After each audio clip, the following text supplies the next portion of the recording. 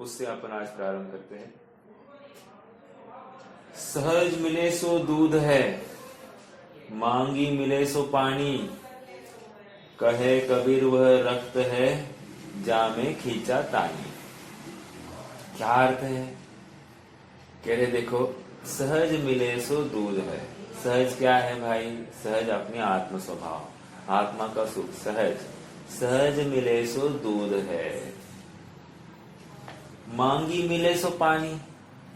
व्यवहार में हम जिनवानी भगवान इनके पास जाते हैं, उनकी पूजन आदि करते हैं, पंच परमेष्टि की स्तुति आदि करते हैं, उनकी विनय आदि करते हैं। ये कह रहे हैं मांगी मिले सो पानी। मिलेगा क्या? मिलेगा शुभ भाव होगा, उस शुभ भाव में अनुकूल संयोगों की प्राप्ति होगी, जो कि कोई विशेष उपलब्धि नहीं है। लेकिन सहज मिले सो दूध है। दूध मतलब सर्वोत्कृष्ट, गरिष्ठ, मतलब सर्वोत्तम वस्तु हमको ये दूध ही है। हाँ। और पानी कह रहे हैं कि सेकेंडरी थिंग। लेकिन कह रहे कहे कबीर वह रक्त है, जामे खींचा तानी। मतलब कह रहे जहां पर राग द्वेष हो रहे हैं वो प्योरली रक्त के समान है, अर्थात अत्यंत अत्यंत निषिद्ध है। कंक्लूजन एकमात्र सहज शुद्धात्मा में जो प्रवृत्ति है वही दूध के समान प्रेरणीय है और अनुमोदनीय है। वही सच्ची सुख का प्रदाता है, अन्य कोई भी नहीं। आचार्य कुंदकुंद ने अष्टपाहुड़ की 31वीं गाथा में एक बहुत अच्छा छंद लिखा। वे कहते, जो सुतो व्यवहारे सो जोई जग गए सक जम्मी, जो जगरि व्यवहारे सो सुतो अपनो कजे, जो सो रहा व्यवहार में वह जागता निज कार्य में, जो जागता व्यवहार में वह सो रहा निज कार्य में। सरल सरल न्याय दिया है उन्होंने। कह रहे हम क्या कर रहे हैं, पहले हम नक्की करें, हम व्यवहार करें या निज कार्य कर रहे हैं। यदि व्यवहार का कार्य ऊर्ध्व होता है तो समझ लेना निज कार्य गौण हो गया है, अर्थात दूर हो गया है। और सुखी काय से होने वाला है? कह रहे निज कार्य से होने वाला है। कर क्या रहा है? पर का कार्य अर्थात व्यवहार का कार्य कर रहा है। काम कैसे होगा इसको ही समझ में नहीं आ रहा है, अर्थात दिन रात प्रयास व्यवहार में चल रहा है और काम होने वाला है निज कार्य में। ये इतनी सरल इक्वेशन ये समझ नहीं पा रहा है और निरंतर प्रयासरत है, और यहाँ जा वहां जा, ये कर वो कर, सब कुछ उद्यम कर रहा है, लेकिन सुख को प्राप्त नहीं कर रहा है। कहू न सुख संसार में, सब जगह देखे ठान, अर्थात पूरा जगत छान मार दिया लेकिन सुख नहीं प्राप्त हुआ, और सुख अपने पास में पड़ा है उसकी खबर नहीं है। चेतना अपने से अनजान, अपनी चेतना अपने से अनजान है, इससे बड़ा दुख और कोई नहीं है। हमको दुनिया की खबर है, यहाँ का भाव क्या, वहां का भाव क्या, ये क्या है, वो क्या है, ये कैसे बनती, वो कैसे बनती, सब ज्ञान है, लेकिन एक शुद्धात्मा का ज्ञान नहीं है तो कुछ भी नहीं है। यह हम समझ नहीं पा रहे हैं। एक प्रश्न बहुत अच्छा आज एक विषय सुना, कह रहे शादी कब करनी चाहिए? शादी कब करते हैं? हाँ, युवा अवस्था में, वही ना, युवा अवस्था में करनी चाहिए। और बुढ़ापे में करेंगे तो क्या फायदा? बराबर है कि नहीं? उसी प्रकार धर्म कब करना चाहिए? युवा अवस्था में। बुढ़ापे में करेंगे तो क्या फायदा? समझ में आ रहा है क्या? न्याय दोनों जगह एक ही है, एक ही न्याय है। हम बच्चों को, स्वयं को किससे सुरक्षित कर रहे हैं? ये बुढ़ापे में करने योग्य काम, ये बुढ़ापे में करने योग्य काम है। और जवानी पूरी विषयों में, भोगों में बर्बाद करते हैं, अर्थकारी विद्या की प्राप्ति में बर्बाद कर देते हैं और शुद्धात्म तत्व से पूरे के पूरे वंचित रह जाते हैं। पूरा जीवन खाली हो जाता है, बर्बाद हो जाता है। जब लो न रोग जरा गए, तब लो झटिति निज हित करो। अपना काम कब करना? रोग कषाय हमको ग्रसित नहीं करे, प्रतिकूलता अगर हमको ग्रसित नहीं करे, तब अपने वो काम करना है। प्रतिकूलता आने की, दस्तक देने की राह देखेंगे और फिर अपना काम चालू करेंगे, ऐसा थोड़ी होगा। आग लग गई है तो आग लग गई, तो आग के लिए पानी का कुआं कब खोदना? आग लगने के बाद में या आग लगने से पहले? आग लगने से पहले ये सब काम करना है। हमको अपना सच्चा स्वरूप क्या है ये खबर नहीं है। हम मात्र व्यवहार में अटके हैं और हम समाधि की कल्पना कर रहे हैं, हम सम्यक्त्व की कल्पना कर रहे हैं, हम मोक्ष की कल्पना कर रहे हैं, लेकिन इनमें से एक भी चीज प्राप्त होने वाली नहीं है। बहुत गंभीर यह चेतावनी है। भगवान हमको इस वचनों के द्वारा जागृत करने आए हैं। साक्षात जिनेंद्र भगवान उतर कर आए हैं और कह रहे, हे श्रीपाल उठ, ये क्या कर रहे हो? समझ में आ रहा है क्या? उठो उठो, ये अब जागृति का समय है, गाफिल होने का, निद्रा का समय नहीं है। हाँ करना है करना है करना है कहकर भगवान को हटा देता है और बाद में फिर से वही करता। मराठी में कहावत है, पहले पाड़े 55। तो फिर से वही उसकी दिन दूनी रात चौगुनी की ही आदत चालू हो जाती है। आवाज ठीक से आ रही है मेरी या थोड़ी सी आवाज में 50 है? नहीं, अच्छी आ रही है। ठीक है जी, ठीक है। हाँ चलिए, अब क्या है, आज 81वीं गाथा का थोड़ा सा भाव और आगे बढ़ना है, देखते हैं अपन। आइए देखो, अमृतचंद्र स्वामी के हम वचनों को पढ़ेंगे। और एक बात, 80वीं गाथा में क्या किया है? 80वीं गाथा में देखो, 80वीं गाथा और 81वीं गाथा दोनों सर्वोत्कृष्ट गाथा है, भगवान बनने की गाथा है। 80वीं गाथा में दर्शन मोह का नाश कराया, 81वीं गाथा में चारित्र मोह का नाश कराया। 80वीं गाथा में हमारे मिथ्यात्व को दूर किया, अनादि का जो अपराध था, हमारी रुचि जो अन्य जगह पर थी, उसको दूर किया। 81वीं गाथा में हमारी प्रमाद बुद्धि का अभाव किया है, अर्थात हमारी जो अस्थिरता है उस अस्थिरता को दूर किया है। बहुत जबरदस्त ये चिंतन है। हमने कल काफी उहापोह करने की कोशिश की, कह रहे कि एक बार सम्यक तो हो गया मतलब गाफिल रहने का कोई अवसर नहीं है।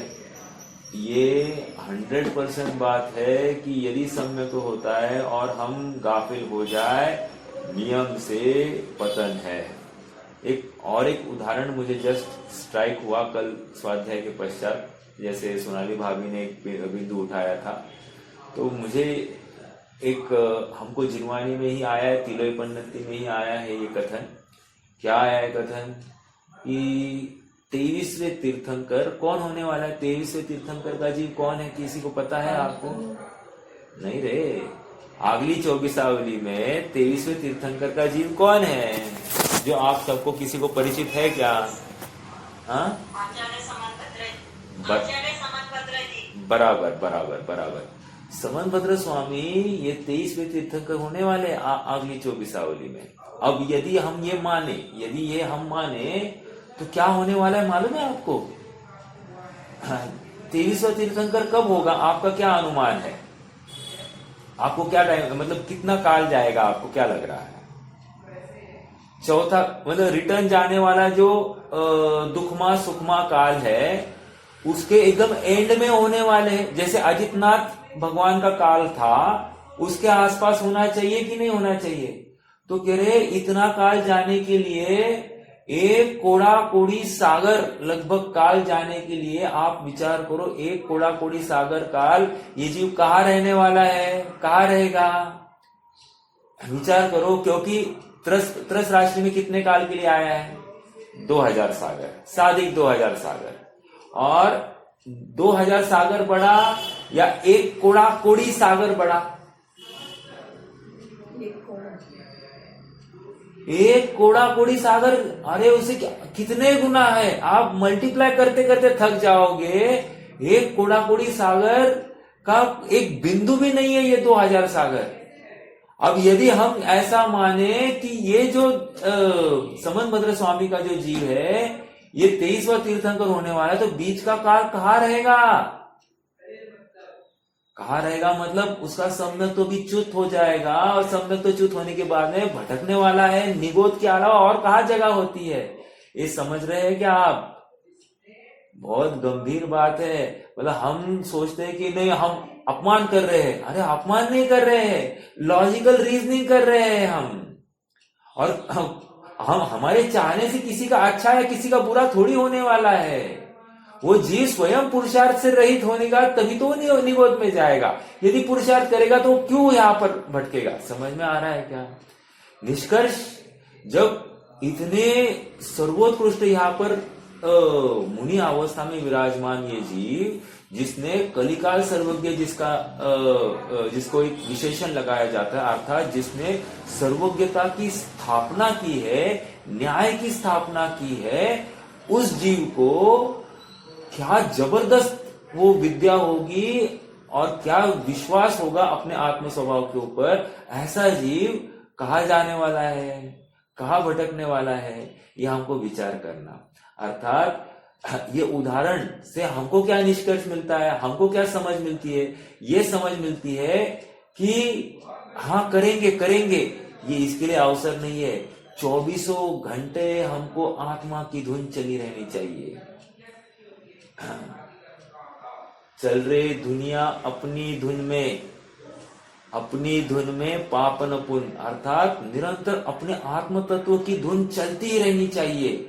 अगर वो धुन रुक गई तो नियम से या तो पाप होगा या तो पुण्य होगा, अर्थात राग होगा या द्वेष होगा।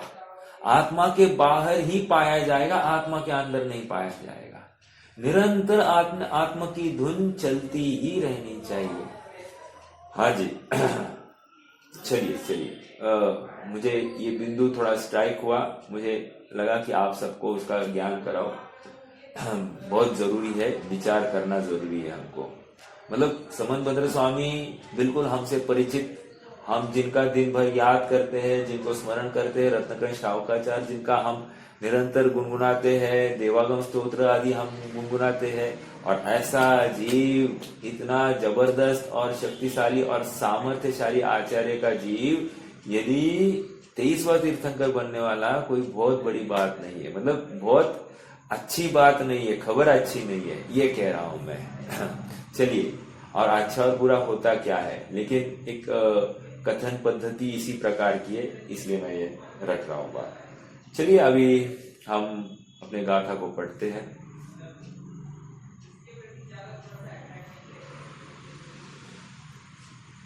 गाथा का एक बार पाठ करेंगे। हाँ। जीवो ववगद मोहो उवलद्धो तच्चमप्पणो सम्मम जहदी जदि रागदोषे सो अप्पाणम लहरी शुद्धम। जो जीव व्यपगत मोह हो निज आत्म उपलब्धि करे, वे छोड़ दे यदि राग रुष शुद्धात्म उपलब्धि करे। कह रहे देखो, हमने तुमको अभी जो विधि बताई, क्या विधि बताई? कह रहे द्रव्यपने से, गुणपने से और पर्यायपने से स्वयं को जानने की विधि बताई। स्वयं को कैसे जाना? कह रहे जैसे अनंत भगवान है ना, सेम टू सेम वैसे तुम हो, सेम टू सेम अन्य समस्त जीव राशि है, ऐसा तुम नक्की करो। Not only same to same जीव राशि, समस्त छह द्रव्य ये सब इसी प्रकार से है। द्रव्यपने, गुणपने और पर्यायपने सब समान है। क्या है? द्रव्यपने सब समान है मतलब क्या? कह रहे सब त्रिकाल है, त्रिकाल रहते हुए सब परिणमते हैं, ये द्रव्यपने। गुणपने कह रहे सब में अनंत अनंत अनंत गुण ऐसा वैभव भरा हुआ है। और क्या है, कह रहे सबकी पर्याय एक समय की, सबकी पर्याय अन्वय की व्यतिरेक, सबकी पर्याय कह रहे परस्पर असंपृक्त, सबकी पर्याय अभी ये मात्र जीव के लिए लगाएंगे तो चिद विवर्तन की गांठ, समझ में आ रहा है। उनकी अपनी अलग अलग गांठ होंगी अन्य द्रव्यों की, लेकिन यहाँ पर जीव द्रव्य को ऊर्ध्व करना है, इसलिए चिद विवर्तन की गांठ कह दी।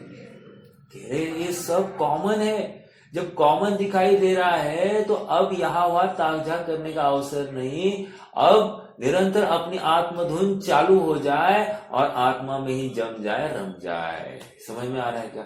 अपनी महिमा आए बिना हम अपना काम नहीं कर सकते। एक बहुत अच्छी बात सुन रहा था, मतलब ये जो जागृति के वचन है, क्या है वचन? मान लो किसी ने कह दिया तुमको कैंसर है, इतना ही बोल दिया, क्या कहा? कैंसर है। तो अब नींद आएगी क्या? नहीं, भाव भाषण करना, तुमको कैंसर है इतना ही बोल दिया, अरे निरंतर कैंसर कैंसर कैंसर कैंसर, मुझे कैंसर मुझे कैंसर मुझे कैंसर मुझे कैंसर, ये धुन चलेगी कि नहीं चलेगी? ऐसा ही कह रहे हैं, मैं आत्मा मैं आत्मा मैं आत्मा मैं आत्मा मैं आत्मा, ये धुन क्यों नहीं चलती तेरी? जब कैंसर की बात सुनते ही मुझे कैंसर मुझे कैंसर। देखो डायबिटीज के पेशेंट को उसके सामने एक मिठाई लेकर जाओ, लेते समय उस मिठाई को लेते समय यार डायबिटीज 218 है, या 240 है, या 300 है, या 400 है, यही बोलता है वो। शुगर लेवल बोल रहा है 218 40, ये जो कि आंकड़ा बोला ये शुगर के लेवल है। बोला ये इतनी हो गई है मेरी, और देख और मिठाई देने वाले को ही डांटता है, और खाने की तो पूरी तमन्ना है। समझ में आ रहा है? लेकिन मेरा छोड़ दीजिए, मुझे तो ये कहना है कि उसको मुझे डायबिटीज है, ये बराबर धुन है कि नहीं उसके ज्ञान में। और मिठाई को देखते ही पहले डायबिटीज दिखाई दे रहा है कि नहीं? वैसे ही मतलब किसी भी ज्ञेय को जानने में, किसी भी विषय को जानने में हमको ज्ञान क्यों नहीं दिखाई दे रहा, और ज्ञान के जानते ही हमको आत्मा क्यों नहीं दिखाई दे रहा? प्रश्न तो यह है, हमारा सुख क्यों नहीं दिखाई दे रहा? प्रश्न यह है। इसका मतलब इसने अभी तक वस्तु को ठीक से जाना नहीं। जैसा उसको बाहर में रुचि है वैसी रुचि स्व में नहीं है, और जब तक स्व में रुचि नहीं आती है तब तक इसका दर्शन मोह भी नहीं जाता है, चारित्र मोह की तो बात बहुत दूर है। एक बात ये हो गई। दूसरी बात ये है, तकलीफ जीव की ये है कि वो दर्शन मोह की खबर नहीं है और चारित्र मोह का नाश करने के लिए चल रहा है। समझ में आ रहा है क्या? प्रोसेस है, एक विधि है।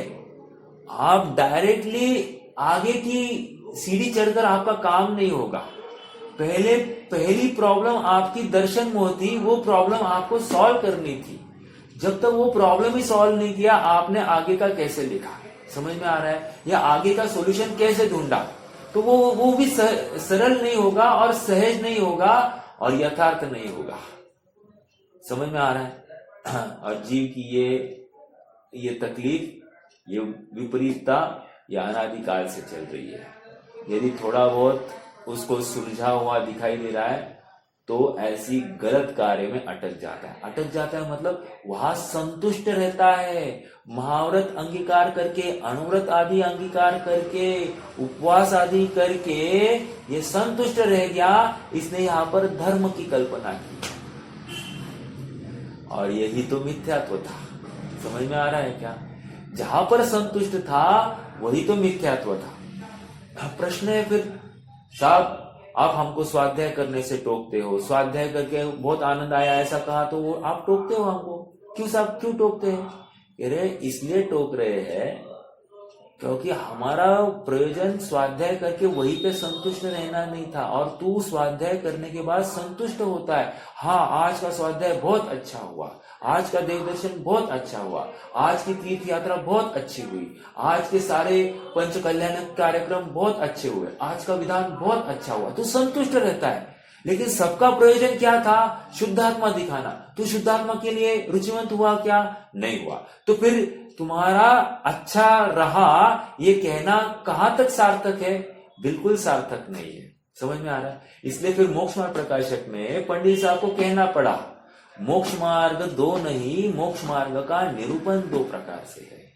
जो सत्यार्थ है वो निश्चय मोक्ष मार्ग है। और जो सत्यार्थ तो नहीं लेकिन सत्यार्थ का सहचारी धर्म है उसको हम व्यवहार से मोक्ष मार्ग कह रहे हैं।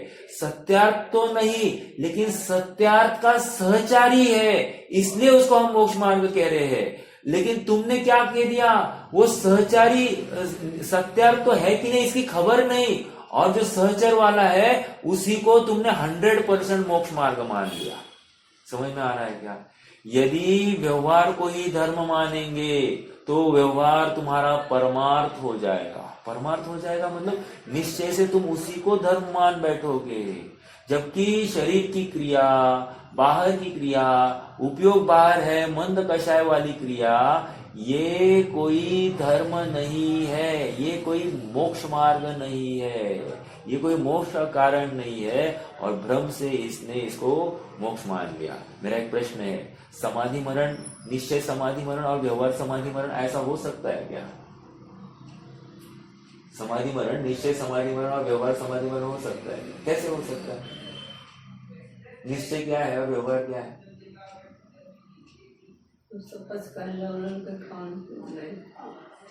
हम कह रहे हैं शरीर को ही कृश करते जाते हैं हम, मात्र प्रतिज्ञाबद्ध हो जाना, पानी नहीं पीना, दवाई नहीं खाना, ये नहीं करना, वो नहीं करना, सभी संयोगों का त्याग, इतना कर दिया और ये समाधि हो गई ऐसा मान लेता है, संतुष्ट हो गया, अपद में संतुष्ट हो गया। कह रहे रॉन्ग, तूने समाधि साधी नहीं है। समाधि को साधना है तो अपने आत्मा का आराधना करनी पड़ेगी, आत्मा में जाना पड़ेगा, आत्मा में जमना पड़ेगा, तभी तुम्हारी समाधि सच्ची होगी। समझ में आ रहा है क्या? ये इतनी सी एक एग्जाम्पल दे दिया, अब लगाना हर जगह पे। उपवास सच्चा, सच्चा किसको कहेंगे? कषाय विषयाहारो त्यागो यत्र विधीयते उपवास स विज्ञेयम शेषम लंघनकम विदु। अरे कषाय का अभाव कहा हुआ है क्या तुम्हारा? नहीं हुआ, गया। कषाय का अर्थ क्या लेंगे? कषाय का अर्थ क्या है?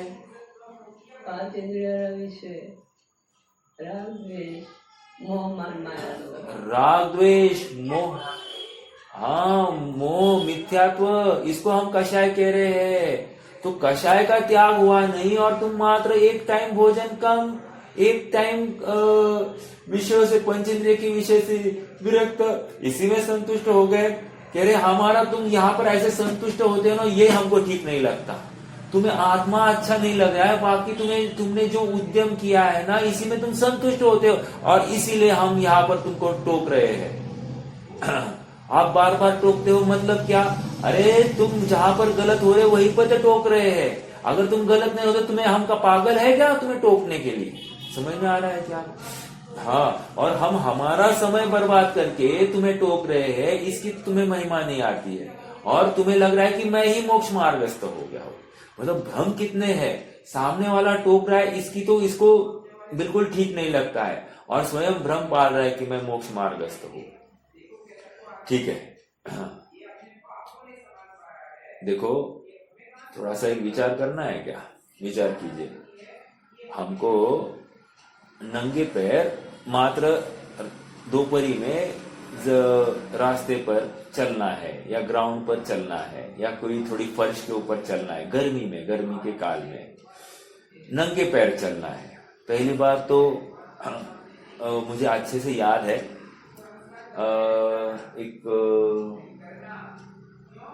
मैं 7-8 साल पहले मेरा आगरा जाना हुआ था, आगरा। और आगरा में ना वो ताजमहल देखने का सबको एक भाव होता है, वहां पहुंचे तो ताजमहल देखो, तो योग ऐसा बना कि मेरा भी वहां पर जाना हो गया। और ताजमहल में जाना है ना, तो वहां पर है ना सॉक्स पहन कर जाने पड़ते हैं वहां पर। अब हुआ ऐसे कि मेरी एक मौसी भी मेरे साथ में थी, अभी नहीं, वो गुजर गए, तो साथ में थी, उन्होंने सॉक्स ही पहना नहीं, और गर्मी का टाइम था, और उनको वो ताजमहल, इतनी गर्मी में वो ताजमहल को देखने के लिए घूमे, लेकिन ताजमहल जैसे ही घूमना हो गया, उनके पैरों के नीचे फोड़े फोड़े आ गए थे। अब समझना आप, मतलब इतनी, अब वो रागवश वो ताजमहल घूमना हो सकता है, राग था देखने का, देख लू देख लू देख लू फिर से आना नहीं बनेगा, लेकिन ये वो जो नीचे जो फर्श थी, वो फर्श से इतनी गर्मी कि वो पूरा तलवा जल गया, तो उसका उपाय फिर 2 दिन करते बैठे। कहने की बात इतनी है कि आकुलता कितनी है, आकुलता। और देखो एक विषय की पूर्ति के लिए कितना तकलीफ भी सह सकता है, लेकिन आत्मा के लिए यत् किंचित भी तकलीफ इसको स्वीकार नहीं है। समझ में आ रहा है? बहुत गंभीर ये बातें है। आत्मा की रुचि कहाँ से हो, कैसे हो, इसका विचार भी नहीं है। हम आत्मा को ध्यान के लिए क्या करें, आत्मा को सुखी करने के लिए क्या करें, ये भी इसको पता नहीं है। जितने इसको उपाय बताए जाते हैं उसको लगता है मूर्ख है, ये कोई करने की चीज है, ये कोई करने की चीज है, ये कोई करने की चीज है, और जो करने की चीज नहीं है उसमें प्रवृत्ति करता है। समझ में आ रहा है क्या? इसको इतनी, इसका संसार यदि अधिक है तो इसको ये बात रुचेगी ही नहीं। तू अकर्ता स्वभाव है, बोला अकर्ता स्वभाव, अरे अकर्ता स्वभाव मतलब कुछ भी नहीं, अरे इसको स्वीकार ही नहीं कि मैं अकर्ता स्वभावी। इसको लगता है मेरा सब जगह पर अधिकार चलता है, ये अधिकार को छोड़ने के लिए तैयार नहीं है, जबकि एक चीज इसके हिसाब से चल नहीं रही है, एक चीज नहीं चल रही है, और फिर भी इसको लगता है मैं अधिकार कैसे छोड़ू। ये बिल्कुल उस कुत्ते के जैसा है जो बैलगाड़ी के नीचे चल रहा है। कुत्ता मुड़ना चाहता है और बैलगाड़ी सीधी चल रही है, कुत्ता भौंक रहा है, कुत्ते को भ्रम होता है कि मैं ही इस बैलगाड़ी को हाँक रहा हूं, मेरी वजह से बैलगाड़ी चल रही है। उसी प्रकार इस जीव को लग रहा है मेरी वजह से सब कुछ ठीक है, मैं यहां से हट जाऊं तो यहाँ सब अनर्थ हो जाएगा। भ्रम है इस जीव को, भ्रम है। ये सब अच्छा है, इसको कैसे लग रहा है? प्रत्येक पदार्थ अपने अपने चतुष्टय में रहता है, अपने अपने स्व के आधार से है, और इसको लगता है कि सब, अभी जैसे मुझे भ्रम हो जाए कि मेरी वजह से यहाँ पर सबका धर्म हो रहा है, इतना ही भ्रम हो जाए तो कैसा होगा? गया काम से, गया काम से। समझ में आ रहा है? मैं किसी का कुछ कर नहीं सकता, मैं अपने शरीर का तक नहीं कर पा रहा हूं तो औरों का कब करूंगा? अरे मैं अपनी पर्याय का नहीं कर पा रहा हूं, जीव की अपनी स्व पर्याय का मैं कर नहीं पा रहा हूं तो औरों का क्या कर पाऊंगा? समझ में आ रहा है क्या? सब सुनिश्चित स्व समय में खचित है, बस इतना जानना ही मेरा काम है, इतना ही काम है। अरे इतना तो जानो, यही काम है, इसके अलावा और कोई काम नहीं है। ये तो बहुत इजी काम है। हाँ तो करके दिखाओ ना, अनादिकाल से किया नहीं है और इजी बोल रहे हो, करके तो दिखाओ। अभी भी नहीं कर पा रहे हो, इसका मतलब इतना इजी नहीं है तुमको जितना लगता है। समझ में आ रहा है क्या? आइए थोड़ा सा पढ़ते ही है अभी। देखो विगत गाथा में प्रतिपादित उपाय मिल रहा है क्या? एकदम बॉटम में गाथा के नीचे 379 पेज पर विगत गाथा में प्रतिपादित उपाय के अनुसार दर्शन मोह को दूर करके भी, अर्थात आत्म तत्व को भली भांति प्राप्त करके भी, आत्म तत्व को कैसे भली भांति प्राप्त किया? जिनेंद्र भगवान को देखकर। जिनेंद्र भगवान को देखकर कैसे? द्रव्य पने से, गुण पने से और पर्याय पने से जिनेंद्र भगवान का द्रव्य देख लिया, अर्थात उनकी व्यवस्था देख ली। उनको देखने से क्या हो गया? उनको देखने के बाद में ऐसा नक्की हुआ कि उनके पास जो पूंजी है सेम उतनी पूंजी मेरे पास में है। देखो बाजू वाले की डिब्बे में लड्डू है और वो आनंद कर रहा है और मैं रो रहा हूं। क्यों? क्योंकि मेरे पास लड्डू नहीं है। अब मुझे बताया जाए ये देख ऐसा ही लड्डू तेरे सामने है, अब मैं रोऊंगा क्या? नहीं रोऊंगा। तो कह रहे बस हो गया तुम्हारा काम, अब तुम अपने लड्डू खाने चालू करो। नहीं नहीं, लड्डू फिर कम हो जाएगा, लड्डू छोटा हो जाएगा, मुझे वही चाहिए था, ये नहीं चाहिए था। तो बैठो अभी रोते समय, अभी रोना पड़ेगा तुम्हें। तुम अभी यहाँ पर तुम्हें सुखी नहीं होना है, तुम्हें और तुम ज्यादा लोभी हो गए हो। समझ में आ रहा है? वैसे ही यहाँ पर कह रहे जिनेंद्र भगवान कैसे सुखी हुए ये हमने दिखाया ना, वो कौन से लड्डू को भोग रहे दिखाया ना हमने।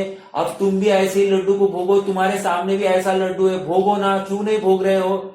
नहीं ना, लेकिन ये काम है, वो करूँ तो उसके बाद में वो करना है, फिर ये करना है, घर याद आता है, गृहस्थी के काम याद आते हैं, बच्चे याद आते हैं, फिर कर्तव्य याद आता है, कोई क्लाइंट याद आता है, कोई पेशेंट याद आता है, लेकिन आत्मा याद नहीं आता है। आत्मा नहीं याद आ रहा है, यही तकलीफ है।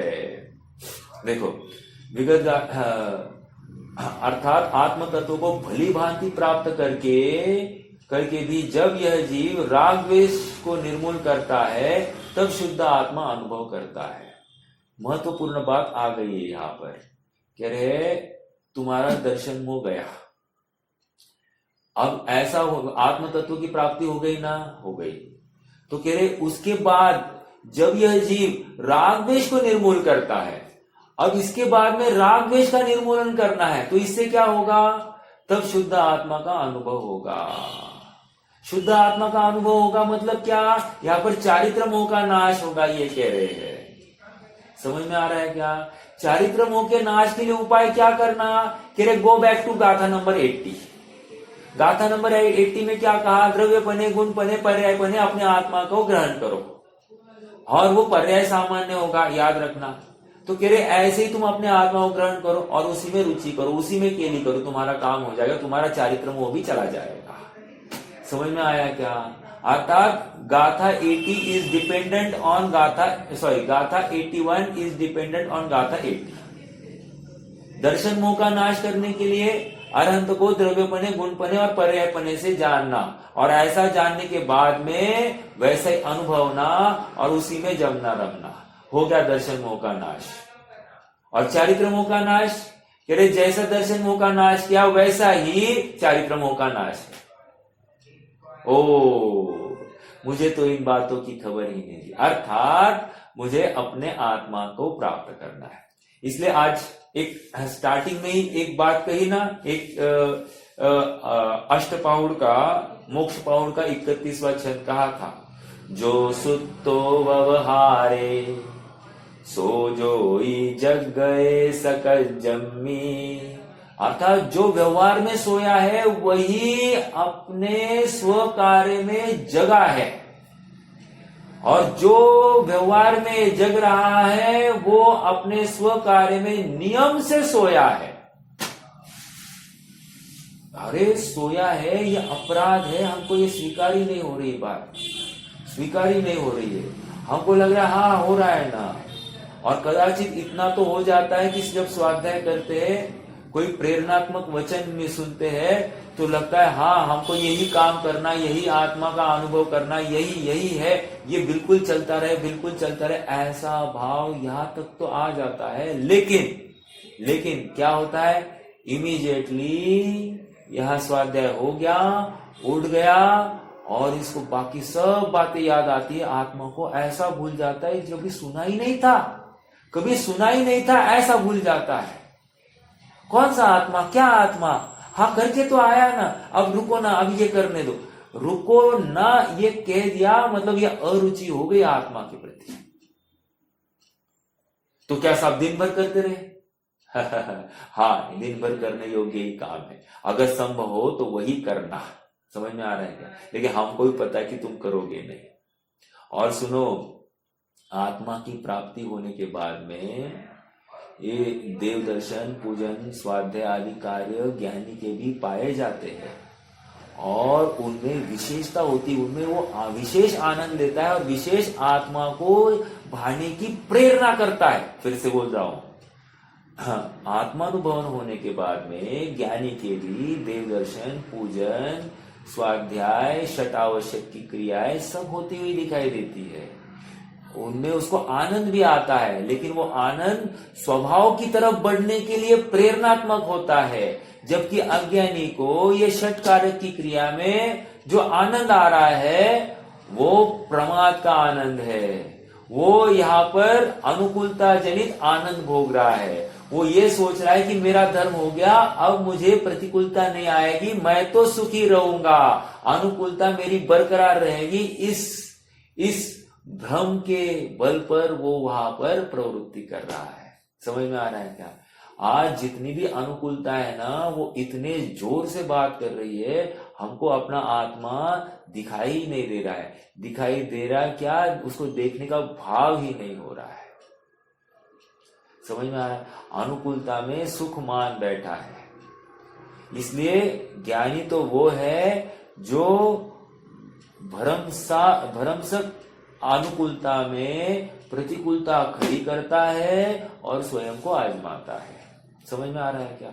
आज भोजन में आनंद लग रहा है ना, तो आज रस्सी को ही ग्रहण कर लेता है, अर्थात नमक का त्याग, मीठे का त्याग, घी का त्याग, गुड़ का त्याग, सब मतलब गरिष्ठ आहार का त्याग करता है और स्वयं को आजमाता है।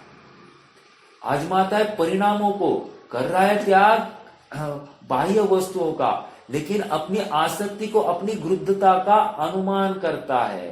अनुमान करने पर ही तो नक्की होने वाला है कि मुझे क्या करना है, कहाँ जाना है। समझ में आ रहा है क्या?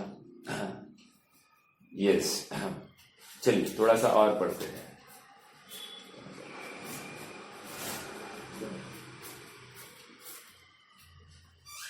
हाँ, अनुभव करता है, किंतु यह पुनः पुनः उन राग द्वेष का अनुसरण करता है। देखो क्या हो गया, सुखी होने के लिए इसको राग द्वेष का त्याग करना था और शुद्ध आत्मा का अनुभव करना था, लेकिन शुद्ध आत्मा में ज्यादा नहीं न रहा जाता है। छठे गुणस्थान का काल कितना है और सातवें गुणस्थान का काल कितना है? मुझे परसेंटेज में कोई बता सकता है क्या? छठे गुणस्थान का काल और सातवें गुणस्थान का काल, मान लो 24 घंटे है दिन में, तो कितने घंटे छठे गुणस्थान में होगा और कितने घंटे सातवें में होगा? और सातवें में 33%, एक तिहाई काल। मतलब छठवें का काल 2/3 और सातवें का काल 1/3। इतना कम काल है सातवें का। समझ में आ रहा है? लेकिन छठवें में आ रहा है, वो छटपटाहट ही उसको सातवें को जाने की प्रेरणा दे रही है। निरंतर वो आत्मा की आवाज उसको बुला रही है। समझ में आ रहा है क्या? एक गाना है ना, आवाज दो हमको हम आ गए। ऐसे आत्मा की आवाज निरंतर अंदर से आ रही है और निरंतर उसको आत्मा के पास जाने की धुन लगी है। निरंतर धुन, ये धुन कंटिन्यूअस लगनी चाहिए, चलनी चाहिए। हमको अन्य कोई भी चीज अच्छी लगनी ही नहीं चाहिए। स्त्री, पुत्र, मकान, भोजन, पान, मिठाई, व्यंजन, नहीं नहीं नहीं नहीं। आज एक और बहुत अच्छी बात सुनी। ऐसा कह रहे थे कि सच्चा धुन का दुनिया होगा, उसको दूध नहीं है कोई फर्क पड़ेगा? नहीं। उसको हरी सब्जी नहीं है, फल नहीं है, कुछ फर्क पड़ेगा? नहीं। एकमात्र दाल रोटी है ना, उसमें उसका काम हो जाएगा, काम हो जाएगा। उसको बिल्कुल भी आकुलता नहीं होगी। सच्चा धुन का दुनिया चाहिए, उसको दिखाई देना चाहिए, अरे ये व्यवस्था में मेरा कितना समय बर्बाद हो रहा है। वो वहां से भी हट जाएगा, समय मिल रहा है आत्मा के लिए, वो हट जाएगा। ये समझ में आ रहा है क्या कह रहा हूं?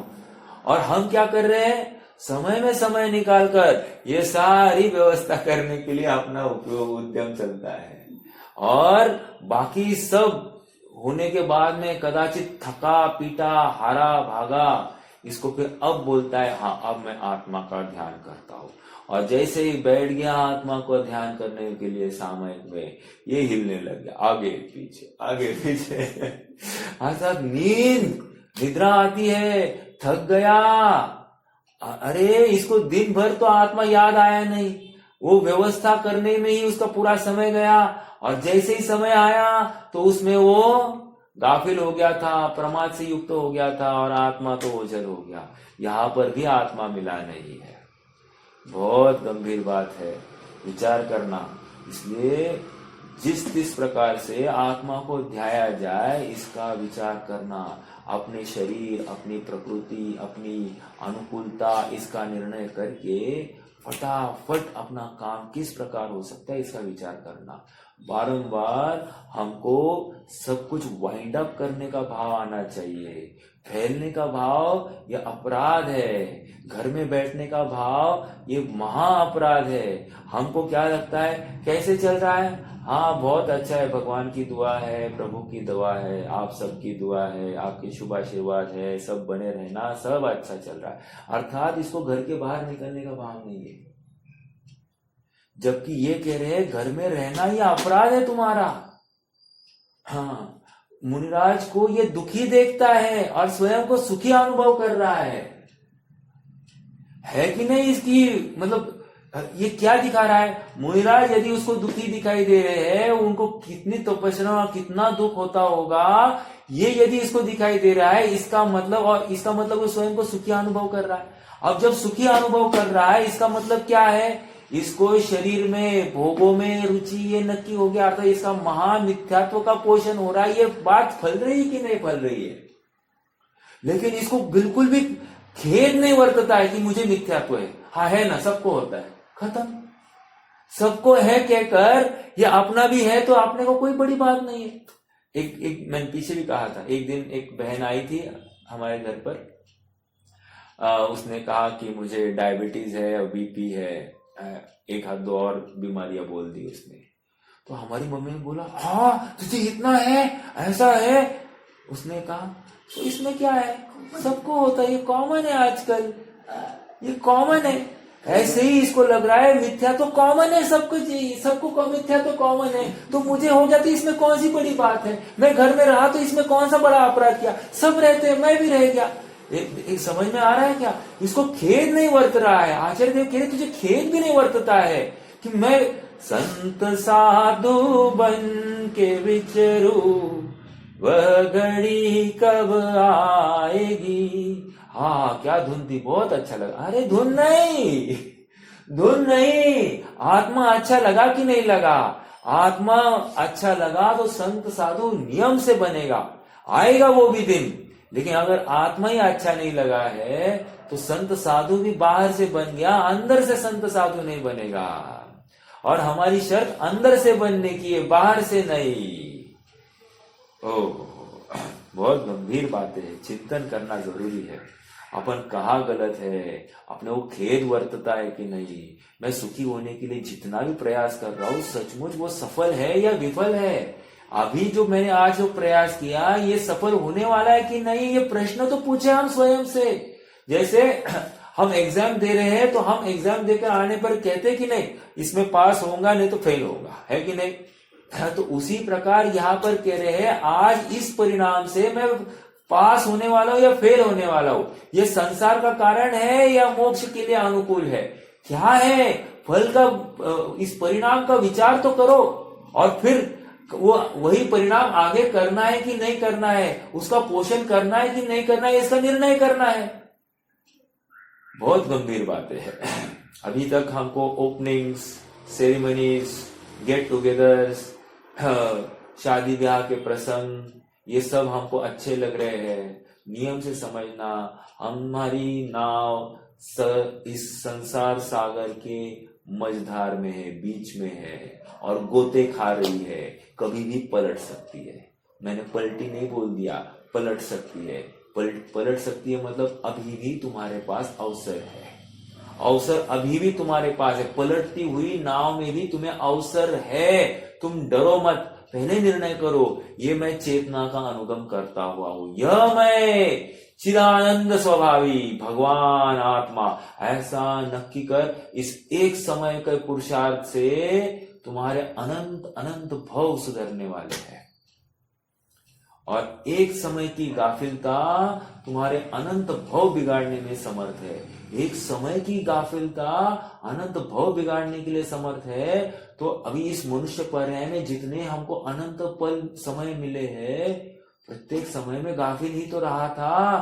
कहाँ पर जागरूकता थी, तो उतने गाफिलता में इसने क्या क्या किया होगा, कौन सा बंद किया होगा, कहाँ अभी भटकने का अवसर खड़ा किया है।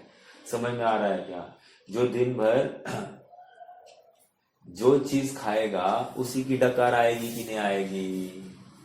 ये विषय भोगों की ही वांछा करेगा तो डकार काय की आएगी। विषय भोग की आएगी कि नहीं। तो उसी प्रकार यहाँ पर कह रहे हैं जो दिन भर आत्मा की धुन गाएगा तो उसको डकार भी आत्मा की आएगी।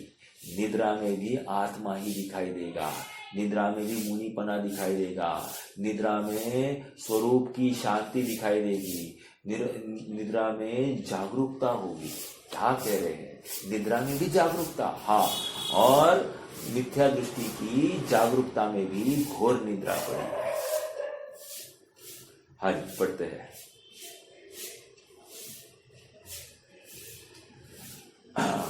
किंतु यदि पुनः पुनः उन राग द्वेष का अनुराग करता है, ये क्या इतनी चर्चा क्यों हुई?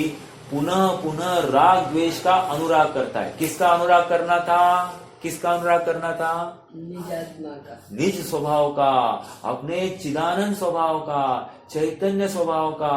मैं एक अनादि निरंतर द्रव्य अनंत गुणों की खान चिदानंदमयी, ऐसा मैं भगवान आत्मा। समझ में आ रहा है क्या? एक टंकोत्कीर्ण ज्ञायक स्वभावी, अबद्ध अस्पृष्ट अनन्य अनियत, ऐसा मैं एक भगवान आत्मा। समझ में आ रहा हो क्या?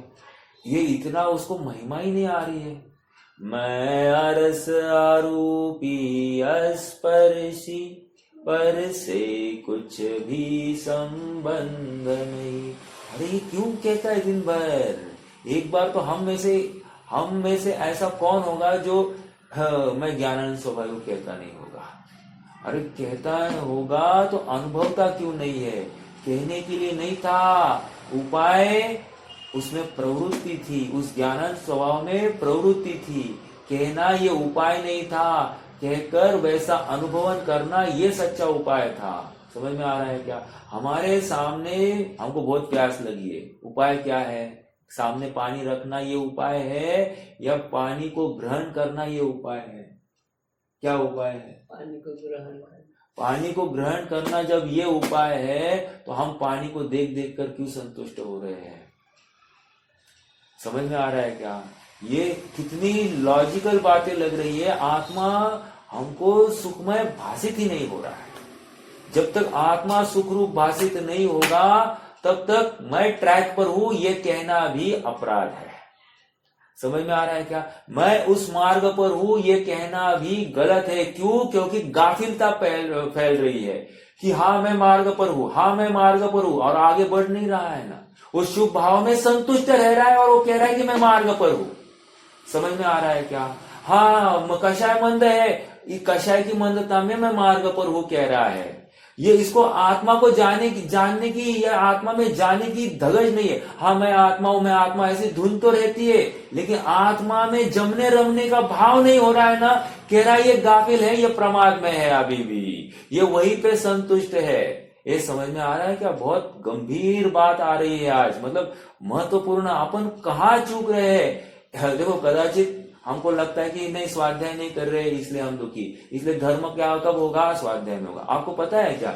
श्वेतांबरी होते हैं ना मूर्ति पूजक वाले, वो तो एक शंकेश्वर को यात्रा करके आओ, हर पूर्णिमा और अमावस को शंकेश्वर जाना, तुम्हारा काम हो जाएगा, तुम्हें कभी जीवन में दुख नहीं आएंगे, गारंटीड है। वहां पर आपको बताऊं, मेरे एक परिचित व्यक्ति थे, वे हर पूर्णिमा और हर अमावस्या को वहां पर शंकेश्वर जाते थे।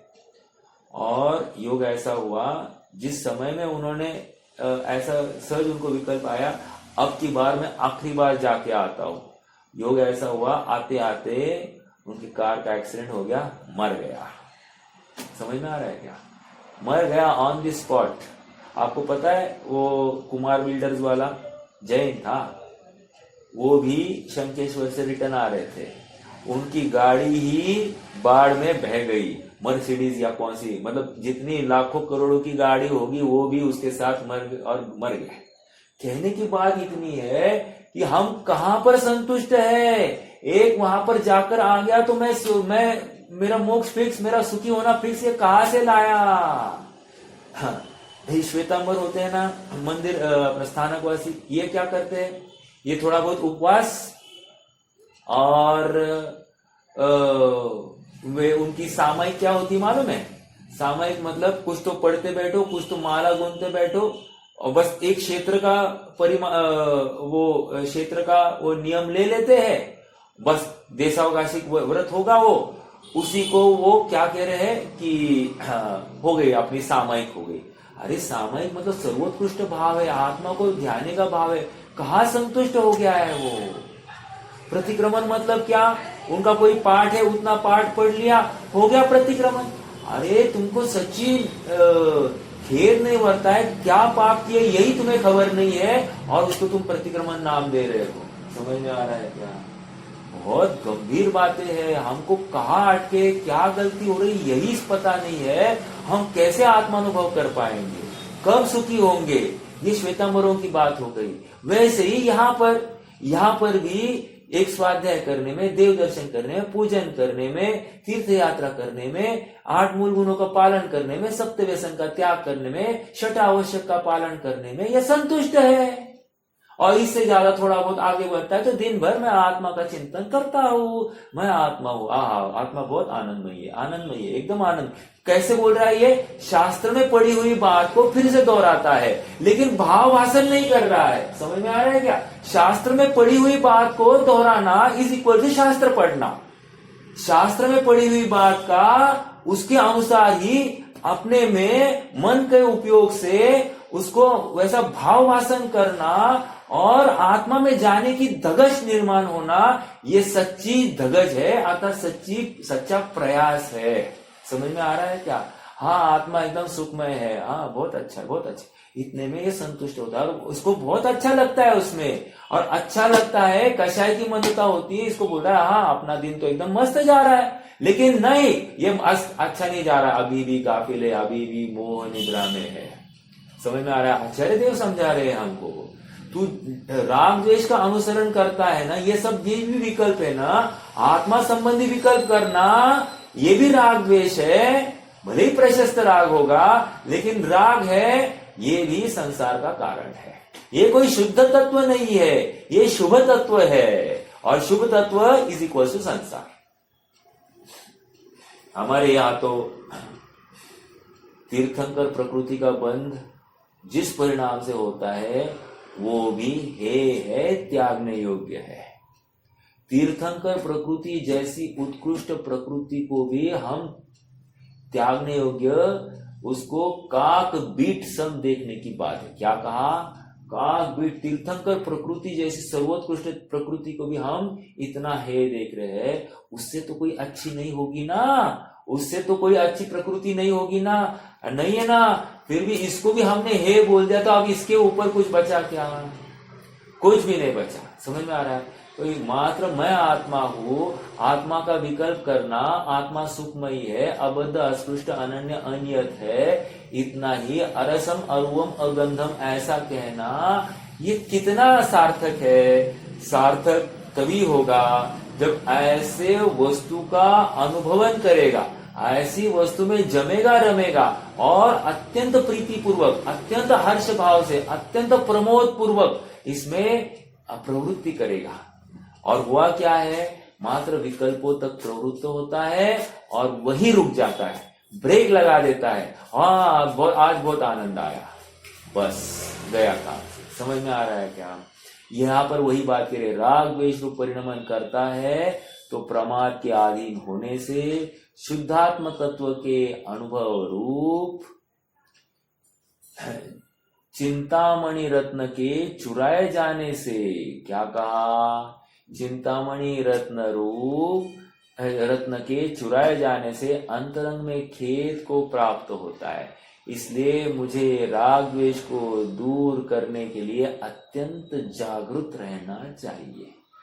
मोह को अभाव करने के लिए बद्धाकक्षेण, अब चारित्र मोह का अभाव करने के लिए फिर से बद्धाकक्षेण अर्थात निरंतर जागृति यही उपाय है। गाफिलता के लिए कोई अवसर नहीं है। और देखो, जागृति कोई लाखों करोड़ों वर्ष की नहीं है, जागृति मात्र एक अंतर्मुहूर्त की है।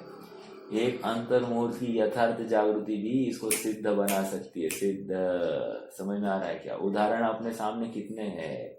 भरत का उदाहरण है, और कौन है? गस्सकुमार मुनि का उदाहरण है। समझ में आ रहा है क्या? एक झटके में ऐसे अंतर मुहूर्त में साफ, कहा उपवास किए, कहा गोचरी के लिए गए, कहा भोजन आदि किया, कुछ नहीं, एक अपने परम शांत स्वभावी भगवान आत्मा में लीन हो गए।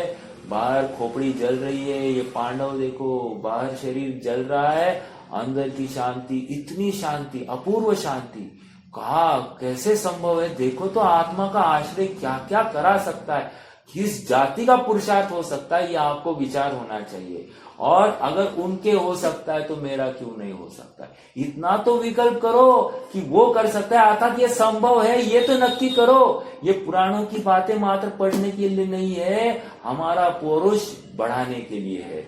शिवाजी महाराज की जय कहकर कोई शिवाजी बनता नहीं है, शिवाजी जैसी दाढ़ी बढ़ाकर कोई शिवाजी बनता नहीं है। शिवाजी जैसे विचार होने बहुत जरूरी है। वैसा गट्स, वैसा सामर्थ्य, वैसी हिम्मत, सबके प्रति दया भाव, सबके प्रति साम्य भाव होना बहुत जरूरी है। उसी प्रकार साम्य भाव मतलब लौकिक अपेक्षा लेना। उसी प्रकार यहाँ पर आत्मा के प्रति जब तक यथार्थ रुचि भाव, धगज, तन्मय होने की भावना निरंतर जागरूक नहीं होती है, तब तक समझना कि हमको आत्मा अभी तक प्यारा नहीं है। हमको विषय कषाय अच्छे लग रहे हैं, विषय कषाय के लिए प्रायोरिटी देते हैं और आत्मा को सेकेंडरी स्थान मिलता है। समझना हम आत्मा से अभी कोसों दूर है। आइए पढ़ रहे हैं, अब समय तो हो गया। प्रश्न, यद्यपि आचार्य जैसे ने तात्पर्य वृत्ति टीका में इस गाथा के भाव को तत्व प्रतिपिका के समान ही स्पष्ट करते हैं, तथापि वे ववगत मोह का अर्थ दर्शन मोह का नाश होना है, यह बात साफ साफ शब्द में लिखते हैं। प्रश्नोत्तर के माध्यम से एक बात और भी स्पष्ट करते हैं, जो इस प्रकार है। 78वीं गाथा में प्रश्न, 78वीं गाथा में यह कहा गया है कि शुद्धोपयोगी जीव देहज दुखों का क्षय करता है, और यहाँ कहा जा रहा है कि ज्ञानी जीव राग द्वेष छोड़ता है, वह शुद्धात्मा को प्राप्त करता है। दोनों ही कथनों में मोक्ष ही प्रतिफलित होता है। आखिर इन दोनों में अंतर क्या है? हाँ, क्या कहा 78वीं गाथा में? शुद्धोपयोगी जीव देहज दुखों का क्षय करता है, और जैसे ही शुद्धात्मा में गया तो देह से उत्पन्न होने वाला दुख उसको दुख भाषित ही नहीं होगा, क्योंकि ज्ञान का ज्ञेय बनता ही नहीं है। समझ में आ रहा है क्या? वो जानेगा ही नहीं उनको। उपयोग में भगवान आत्मा है, भगवान आत्मा का सुख है, उसको शरीर के दुख कहाँ दिखाई देंगे? समझ में आ रहा है क्या? तो इसलिए उनके दुखों का क्षय करता है, ऐसा कहा। और यहाँ पर कहा गया है कि ज्ञानी जीव राग द्वेष को छोड़ता है, वह शुद्धात्मा को प्राप्त होता है। अर्थात जो राग, अरे शरीर के प्रति राग, विषयों के प्रति राग, भोगों के प्रति राग, ये राग द्वेष को जैसे ही छोड़ता है तो सहज अब करेगा क्या? ये अभी इसके पास में कुछ तो ज्ञेय होना ना, तो ज्ञेय कौन है? भगवान आत्मा। बस उसके बिना बाकी के सबके प्रति राग टूट भी नहीं सकता है। एक आत्मा को जानो तो सबके प्रति विरक्त हो जाओ, या फिर सबसे प्रति विरक्त हो जाओ, तभी क्या करते रहोगे? आत्मा को जानते रहोगे। यदि सबसे विरक्त हो गया और आत्मा को नहीं जान रहा है तो विरक्ति विरक्ति नहीं कहलाती, वह अभी भी राग द्वेषी कहलाती है। देखो, प्रथम कथन में शुभाशुभ भाव संबंधी मूढ़ता का निराकरण किया है, और दूसरे कथन में आप्त और आत्मा के स्वरूप विषयक मूढ़ता का निराकरण किया गया है। समझ में आ रहा है क्या? अर्थात यहाँ पर स्वरूप संबंधी भ्रांति की बात चल रही है। ओके, और पहले कथन में क्या कहा है? शुभाशुभ भाव संबंधी भ्रांति की बात चल रही है। मतलब वो शुभाशुभ भाव में ही संतुष्ट था, वहां से निवृत्त किया 78वीं गाथा में। और यहाँ पर क्या कह रहे हैं? आत्म तत्व संबंधी चिंतन में भ्रांति की बात कर रहे हैं, वहां से निवृत्त करने की बात है। लॉजिकली देखा जाए वे भी शुभ भाव, ये भी शुभ भाव, लेकिन वहां कुछ क्रिया के आश्रित शुभ भाव की बात थी, यहाँ पर विकल्प के आश्रित शुभ भाव की बात चलती है। समझ में आ रहा है क्या? ये थोड़ा सा अंतर है। दोनों ही कथनों में मोक्ष ही प्रतिफलित होता है। आखिर इन दोनों में अंतर क्या है? अरे सॉरी, नीचे दूसरे कथन में इतना अंतर है। ओके, कविवर वृंदावन दास जी प्रवचन सार की गाथा में ये कहते हैं। चलो ठीक है, अपन आज के लिए रुक जाते हैं। कल और थोड़ा बहुत कुछ विषय होगा तो मैं देखेंगे अपन और विषय को आगे बढ़ाएंगे। अन्य कुछ आपको प्रश्न है तो रख सकते हैं, नहीं तो जुर्माने।